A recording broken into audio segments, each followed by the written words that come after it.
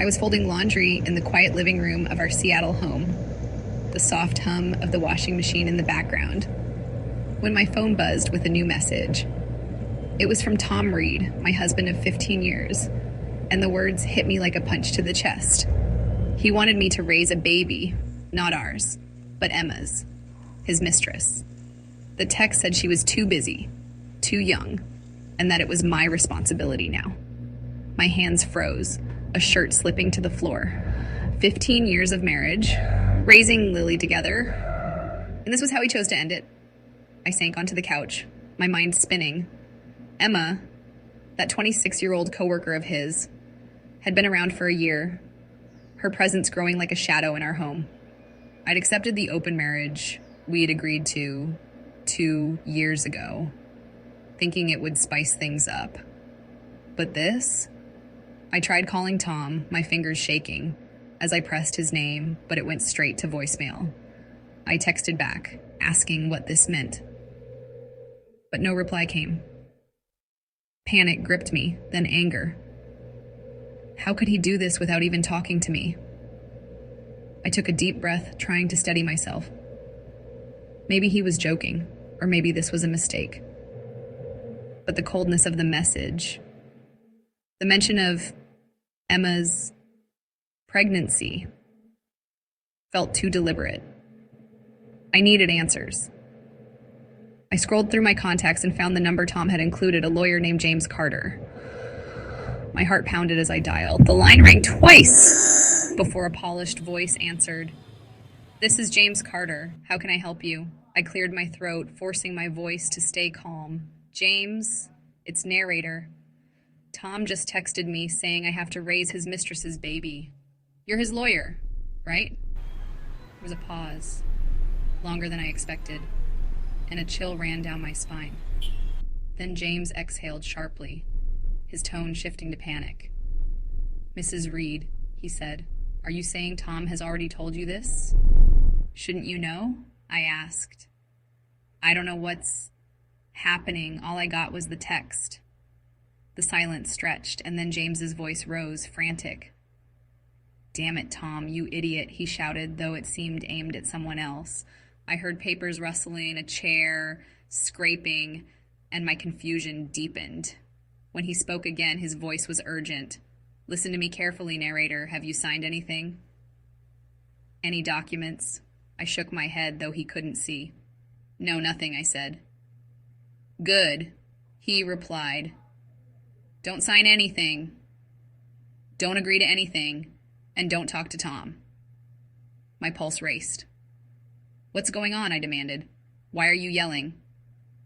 But the line went dead, leaving me staring at the phone, my world unraveling. As I sat on the couch, the laundry forgotten, my mind drifted back to the life Tom and I had built over 15 years.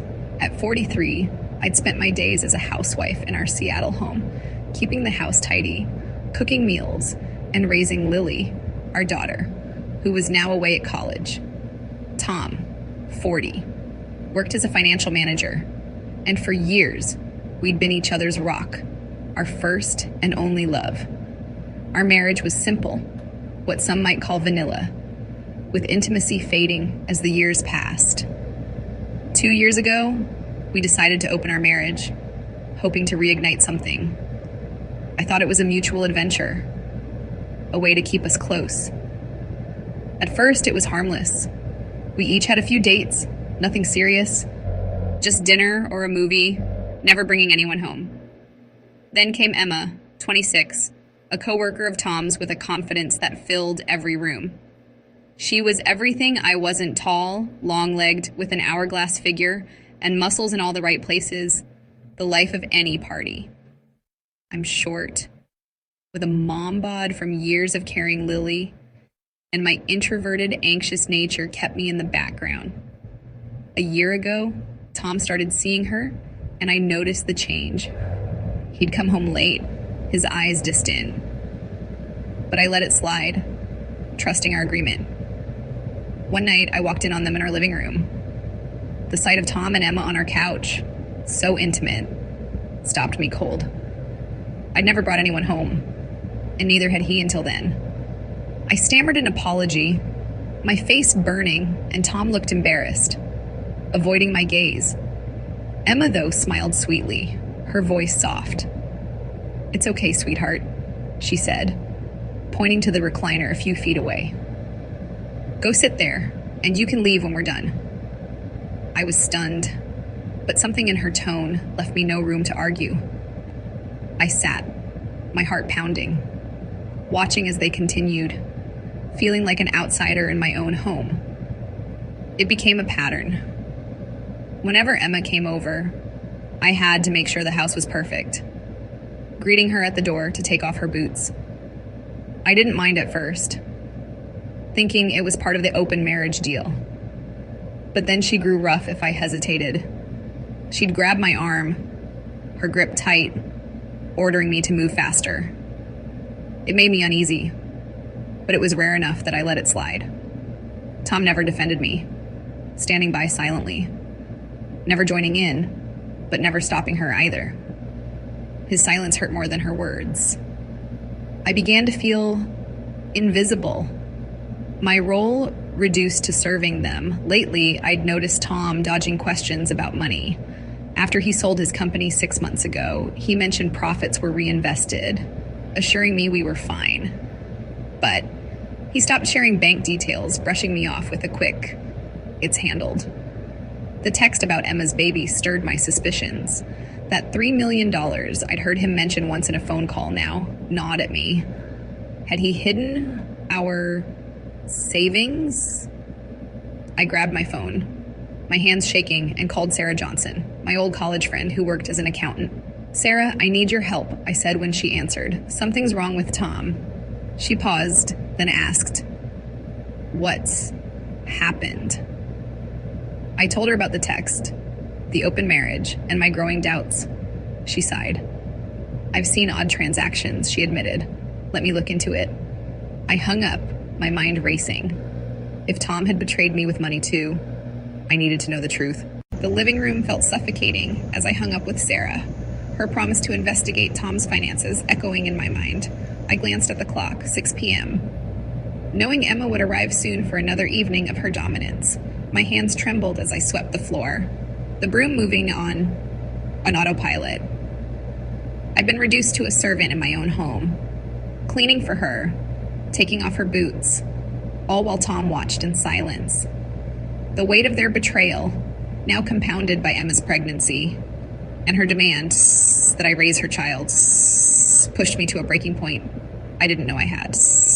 Emma arrived right on time, her heels clicking on the porch as I opened the door. She smirked, tossing her jacket at me, and I caught it, my stomach twisting. Tom followed her in, his eyes avoiding mine as they headed to the couch. I turned to leave, but Emma's voice stopped me. "Where do you think you're going?" she asked, her tone sharp. "I need you to pour us some wine." I hesitated, my hands clenching, but her glare made me comply. As I fetched the bottle from the kitchen, I heard them whispering, their voices low but urgent. I crept closer, hiding behind the doorway, my heart pounding. "We need to keep the account safe until the divorce is finalized," Tom said, his voice tense. "She can't know about the money." Emma laughed softly, her tone mocking. "She's too pathetic to figure it out," she said. "Once I have the baby, we'll be set, and she'll be busy raising it." My blood ran cold. An account? Divorce? They were planning to cut me out completely, using me to raise their child while hiding something big. I slipped back to the kitchen, my mind racing. I needed proof, and I needed it now. After they retreated to the bedroom, I crept into Tom's home office, a space he'd always kept locked. I knew he hid the key in a desk drawer, a habit I'd noticed years ago. My fingers shook as I unlocked the bottom drawer, revealing a stack of files. I flipped through them, my breath hitching as I found a folder labeled Investments. Inside were bank statements I'd never seen, tied to an account in Tom's name only. The balance was $3 million, all from the company sale he'd claimed was reinvested. Transfers began 6 months ago, right after the sale, hiding our shared wealth during our marriage. I sank into his chair, the papers trembling in my hands. This wasn't just betrayal, it was theft. The $3 million was ours, built on 15 years of marriage, including the savings I contributed when he started his company. He'd planned to divorce me, leave me with nothing, and let me raise Emma's child while they lived off my money. Rage boiled inside me, replacing the fear I'd felt for so long. I grabbed my phone and called Sarah again, my voice urgent. "Sarah, I found it," I said. "An account with $3 million, all in his name." She sucked in a breath. "That's fraud, narrator," she said. "He can't do that. You're entitled to half." I nodded, though she couldn't see. "I know. And I think his lawyer knows too," I said. "I need to call James Carter back." Sarah hesitated. "Be careful," she warned. "Tom and Emma won't let this go easily." I thanked her and hung up, dialing James's number. He answered on the first ring, his voice tense.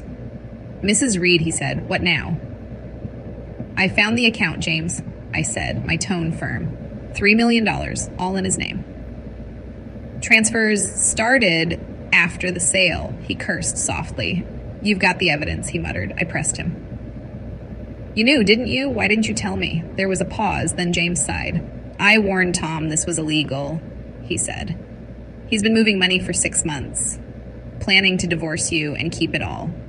I told him if you found out, it'd ruin him, but he thought you'd never look. He underestimated you." My grip on the phone tightened. "Why are you telling me this now?" I asked. He chuckled dryly. "Because I'm not going down with him," he said. "With that evidence, you'll win in court. You'll get half, maybe more, and Tom could face fraud charges." I exhaled, my mind racing. "I need a lawyer," I said. He gave me a name. "Laura Bennett," he said. "She's the best." I spent the next hour photographing the statements, emailing them to myself, and saving them to a secure cloud. I also sent a copy to Sarah with a message. "If anything happens to my access, get these to Laura Bennett." She replied, "I've got your back." I heard the bedroom door open, Tom and Emma's laughter drifting down the hall. I hid the files back in the drawer, my resolve hardening. They thought I was pathetic, too weak to fight back.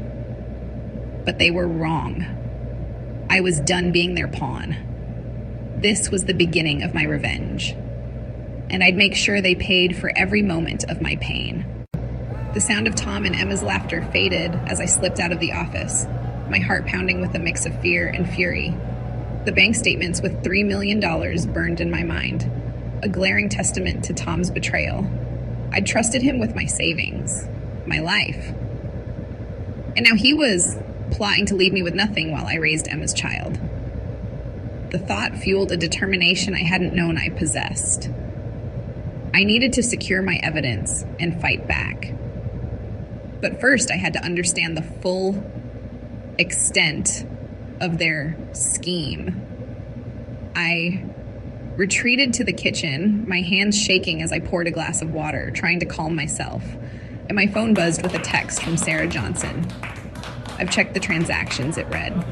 "They're definitely from the company's sale, all moved into a private account in Tom's name. This is illegal, narrator. You need to act fast." I typed back a quick thank you, my mind racing. I called James Carter again, my voice steady despite the storm inside. "James," I said when he answered, "I've confirmed the $3 million with my friend. You knew about this, didn't you?" There was a long pause, the sound of his breathing heavy on the line. "I warned Tom this was a bad idea," he finally said, his tone low. "He's been shifting money offshore for 6 months, setting up a divorce to keep you out. I told him if you found out, it'd blow up in his face, but he thought you'd never dig this deep." My jaw clenched, rage simmering. "So you were part of it?" I asked. James sighed. I'm his lawyer, narrator. I had to follow his lead, but I never signed off on this. He underestimated you, and now he's in trouble. I leaned against the counter, processing his words. Why tell me now? I pressed. A dry chuckle came through. Because I'm not risking my license for him, he said. With those statements, you've got a solid case. You'll get half, maybe more. And Tom could face fraud charges if this goes to court. My pulse quickened. Fraud, I repeated, letting the word sink in. James continued, his voice urgent. He planned to drag this out, make you settle for nothing, claiming the money was his alone. But those transfers prove it's marital property. You need your own lawyer, I nodded, though he couldn't see. Who do you recommend? I asked. He hesitated, then gave me a name.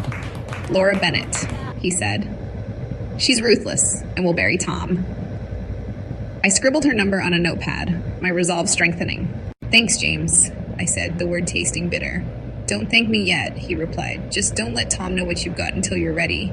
I hung up, my mind already moving. I needed to protect this evidence before Tom or Emma suspected. I called Sarah back, my voice firm. Sarah, I need your help, I said. I've got the statements, and James confirmed it's fraud. Can you hold on to copies? If anything happens to my access, get them to Laura Bennett. She didn't hesitate. Of course, she said. I can't believe Tom would do this. What did his lawyer say? I summarized James's confession, explaining the offshore accounts and Tom's plan. Sarah let out a low whistle. That's serious, narrator. You've got him. I know, I replied. And I'm going to use it. I spent the next hour in the kitchen, photographing every page of the statements and the altered contract, emailing them to myself, and saving them to a secure cloud.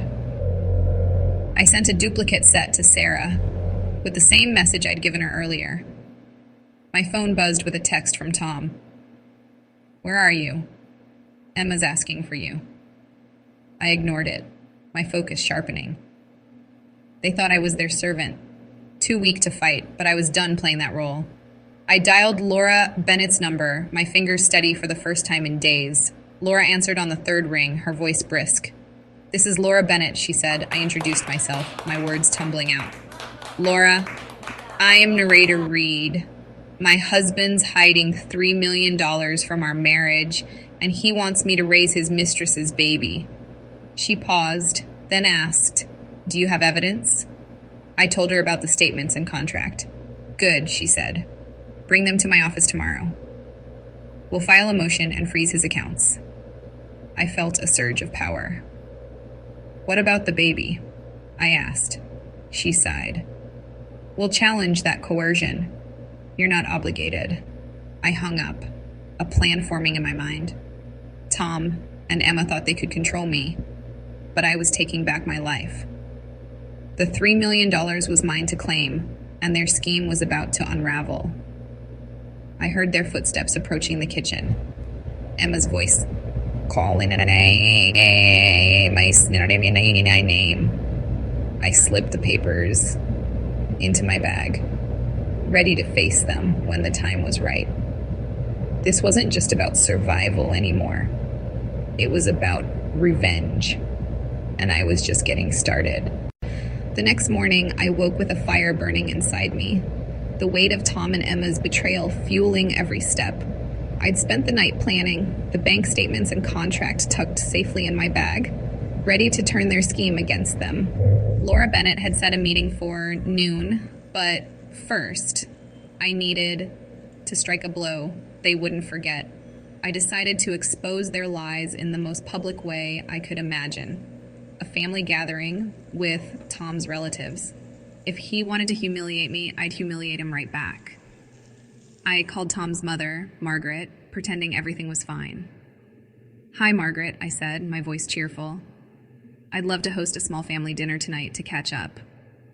She agreed without suspicion, and I invited Tom's father, his sister, Claire, and her husband, ensuring a full house.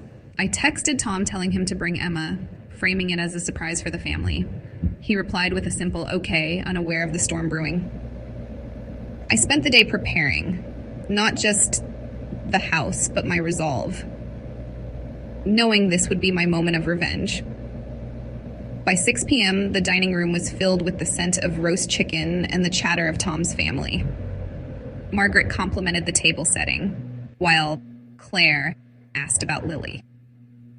Tom and Emma arrived last, her arm linked with his, both smiling as if nothing was wrong. I greeted them with a forced smile, my heart pounding.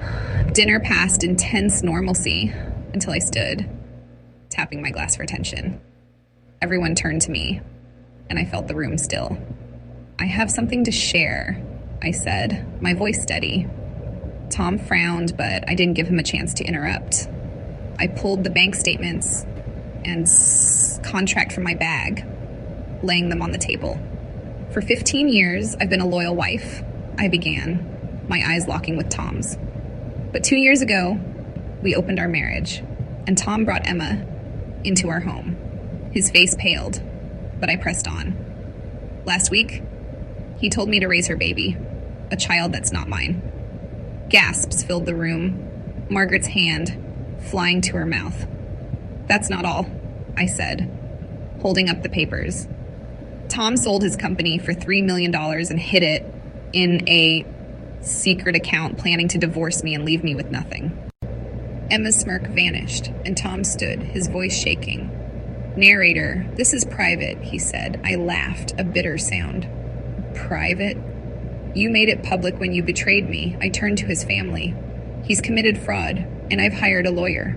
I'm taking half, and I'm done. Claire's husband muttered something about shame, while Margaret stared at Tom in disbelief.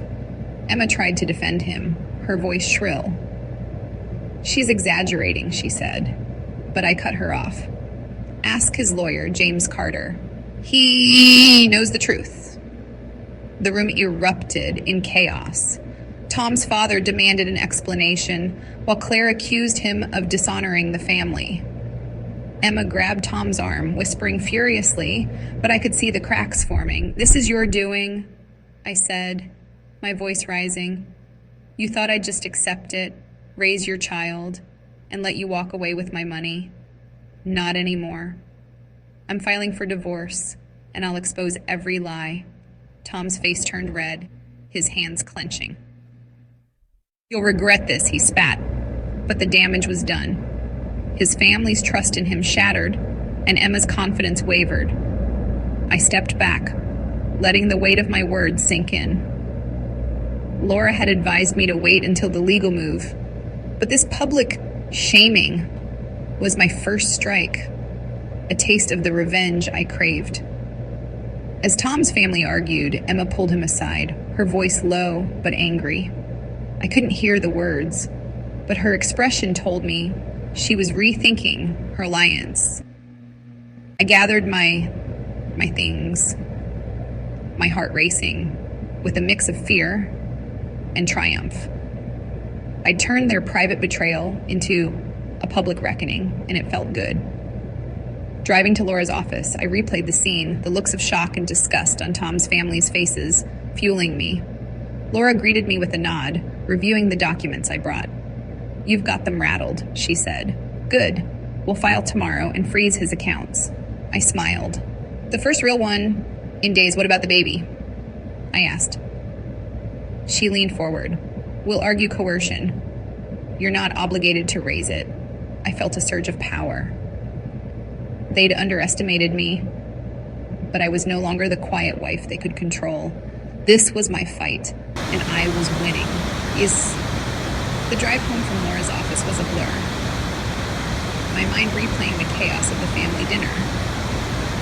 Tom's flushed face, Emma's panicked whispers, and the stunned silence of his relatives lingered in my thoughts. I'd struck a blow, but the war wasn't over. As I pulled into the driveway, my phone buzzed with a text from an unknown number. I opened it, my breath catching. It was from Emma. Meet me at the park in an hour, it read. We need to talk. Alone. My stomach twisted, but curiosity won out. I agreed, unsure of what she wanted. An hour later, I sat on a bench in the quiet Seattle park, the evening air cool against my skin. Emma approached, her usual confidence replaced by a nervous edge. She sat beside me, avoiding my gaze. I spoke first, my voice firm. "What do you want, Emma?" She sighed, her hands twisting in her lap. "I know you hate me," she said, "but I need to tell you something." I waited, my heart pounding. "Tom's not the man you think he is," she continued. "He's been promising me the world, but I found out he's been lying to me too." I frowned, unsure where this was going. "What are you talking about?" I asked. Emma looked up, her eyes hard. "He's been moving money," she said. "Not just from you. He's been siphoning funds into another account, one I wasn't supposed to know about." I stared at her, my mind racing. "Another account?" She nodded. "I've been seeing someone else," she admitted, her voice low. "A guy from work." I planned to leave Tom after the baby, take the money, and start over. But I overheard him on the phone last night. He's been dating this other woman too, planning to cut me out once I give birth. The revelation hit me like a wave. Tom wasn't just betraying me, he was playing Emma as well. My anger shifted, a twisted satisfaction growing. "So you're telling me he's been cheating on both of us?" I asked. Emma nodded, her face flushed. "I thought I could use him, but he's using everyone." I felt a surge of revenge, sweet and unexpected. "He deserves to lose it all," I said. She agreed, her voice bitter. "I'm done with him. I'll testify if you need me to." I stood, my decision made. "Good," I said. "I'll let my lawyer know." I drove to Laura Bennett's office, my mind spinning with this new twist. Laura listened as I explained, her eyes narrowing. "This changes everything," she said. "Emma's testimony could sink him. We'll subpoena her records, too." I nodded, a plan forming. The next day, Tom called, his voice desperate. "Narrator, please," he begged. "Let's work this out. I can explain." I laughed, cold and sharp. "Explain? You've been playing us both." "I'm done," he pleaded, but I hung up, blocking his number. Laura filed for an expedited hearing, using Emma's willingness to cooperate. A week later, the twist deepened. Emma met me again, handing me a recording of Tom admitting to the second account, a stash he'd hidden from her, too. His double betrayal had unraveled his control. I gave it to Laura, who smiled grimly. "He's finished," she said. The court date loomed, and I felt the sweet taste of revenge as Tom's world collapsed under his own lies. Emma's departure from his life was the final blow, leaving him with nothing but the wreckage he'd created. 3 months later, I stood in the small garden of my new Seattle home, a charming bungalow with a wraparound porch, watching Lily plant tulips beside me. The sun warmed my face, a stark contrast to the darkness I'd lived through. Inside, a framed photo of my new flower shop hung on the wall, a testament to my fresh start. The divorce papers, finalized last week, sat on the kitchen counter, Laura Bennett's signature sealing my victory. I'd won more than I'd ever dreamed. Not just the money, but my freedom, my voice, and a life where I defined my worth. The court battle had been swift and brutal. Laura used the bank statements, the altered contract, and Emma's testimony to prove Tom's fraud. He'd hidden $3 million of marital assets, and Emma's recording of his admission to a second account buried him. The judge, a no-nonsense woman, ruled in my favor, awarding me $1.5 million, half the assets, plus $300,000 in punitive damages for his deceit. I also secured alimony, ensuring financial stability while I rebuilt. Tom's world collapsed. Emma had drained his remaining funds and left him, moving in with her new boyfriend. His reputation in the financial world shattered, and he was forced to sell his car and condo to pay legal fees. I moved out the day after the ruling, renting this bungalow with my share of the money. It was smaller than our old house, but every inch felt like mine, filled with light and laughter. Lily, home from college for the summer, helped me furnish it. Her support, a constant comfort. I opened Petals and Promises, a flower shop I dreamed of for years, using my settlement to fund it. The shop thrived, with locals praising my arrangements, and I found joy in creating beauty from chaos. Each bouquet was a reminder of my resilience, a symbol of the life I'd reclaimed. I also started exploring new connections. At the shop, a regular customer named Michael, a quiet architect with a warm smile, began stopping by more often. We'd talk over coffee, sharing stories of our pasts, and his kindness reminded me there was life beyond Tom and Emma. I wasn't ready for anything serious, but it was a start, a gentle step toward healing. Therapy helped too, guiding me through the shame and anxiety, teaching me to value myself beyond the roles I'd played for others. One afternoon, as I arranged roses for a wedding order, my phone buzzed with a message from Tom. "I heard you opened a shop," it read. "I'm sorry for everything. Can we talk?" I stared at the words, a flicker of old pain surfacing, but it faded quickly. Where was his apology when he'd forced me to serve Emma, when he'd planned to leave me with nothing? I typed a simple reply, "No need, I've moved on." Then I blocked his number, just as I had done before, closing that chapter for good. That evening, Sarah Johnson visited, bringing wine to celebrate. "You're a new woman," she said, raising her glass. I smiled, clinking mine against hers. "I couldn't have done it without you," I replied. She'd held my evidence, offered support through every court date, and reminded me of my strength. We laughed about the future, about Petals and Promises, and the woman I was becoming. I realized then how far I'd come. From a broken wife to a survivor who turned betrayal into triumph. Sometimes the greatest revenge is recognizing your worth and walking away from those who dim your light, I thought, watching Lily laugh as she dusted soil from her hands. Tom and Emma had thought they could control me, but their lies had set me free. This bungalow, my shop, and the joy filling my days were proof of that. I was no longer the woman who'd lived in their shadows. I was narrator, a mother, a businesswoman, and a woman who knew her value. And I'd never let anyone take that away again. I never thought a single text would unravel my marriage and lead me to reclaim my worth. Tom and Emma's betrayal broke me, but I turned their lies into my victory, proving I'm stronger than they ever imagined. Now I'm living a life I love, free from their shadows. Have you escaped a toxic relationship to find your strength? Share your story below to inspire others. If this tale of revenge and renewal resonated with you, hit subscribe and join me for more stories of rising above. Let's keep empowering each other to shine.